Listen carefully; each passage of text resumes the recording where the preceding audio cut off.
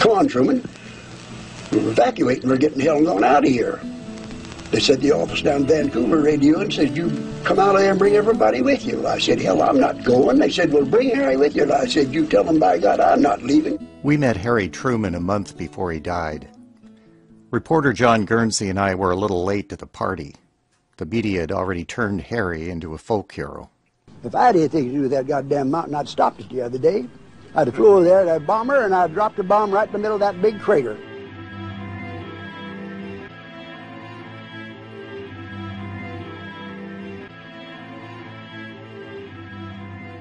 On March 20th, 1980, Mount Saint Helens began to awaken. A 4.2 earthquake got everyone's attention. By March 24th, as many as 20 small quakes per hour were recorded. The US Geological Survey set up headquarters in Vancouver, Washington.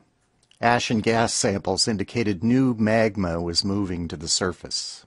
We all learned terms like magma, which was lava that hadn't come to the surface yet, harmonic tremors, pyroclastic flows, the language of a catastrophe in the making. By the end of the month, a new crater opened, spewing ash across the white snow. The red zone was established, ground zero if the volcano erupted. Everyone inside it was evacuated. Loggers, Forest Service and fish hatchery employees. Harry Randall Truman refused. He was the great Northwestern archetype, independent, in love with nature. At 83, Truman had lived at the Mount Saint Helens Lodge for 52 years. And he had a theory. No science, but experience. He believed the lodge was too far away from Mount Saint Helens, over a mile, for him to be harmed by an eruption. It was surrounded by trees that would protect it. It was 7,000 feet lower than the steaming crater at the summit. He had been shook by worse earthquakes than these, and he'd lived through them. He was too far north, too far east, too low. No damn way does that mountain have enough stuff to come my way, he said. We visited Truman in April. It was sunny, but snow still covered the ground. John Guernsey's job was easy. You didn't interview Harry, you listened to Harry. We got the full tour of the cluttered lodge. We met the 16 cats he called family. We were offered drinks, Coke and Shenley bourbon. I had one. John didn't. He checked his fan mail, fed the cats, made another drink. He posed in front of the volcano that was already deformed by the growing pressure under its north face. Tourists pulled to the side of the road. They wanted to meet the man they'd seen on TV.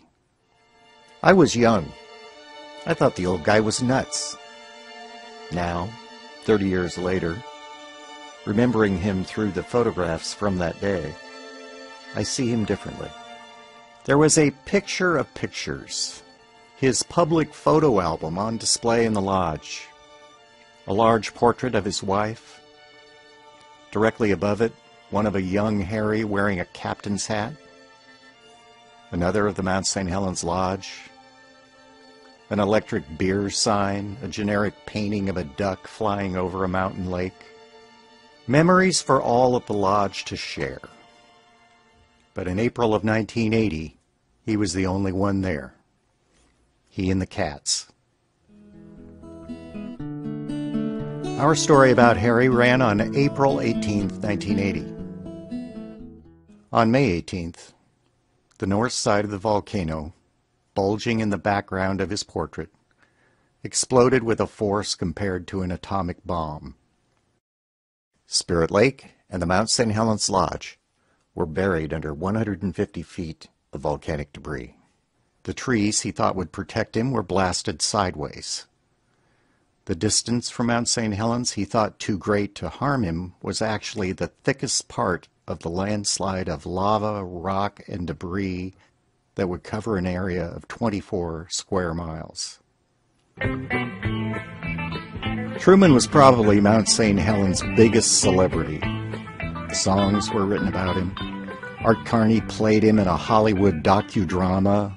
One could imagine him evacuating the lodge, moving to town, ending up somewhere to live out his days. displaced but alive? Or would he be? He was 83 years old and alive. Why would he want to be 84 and anywhere else?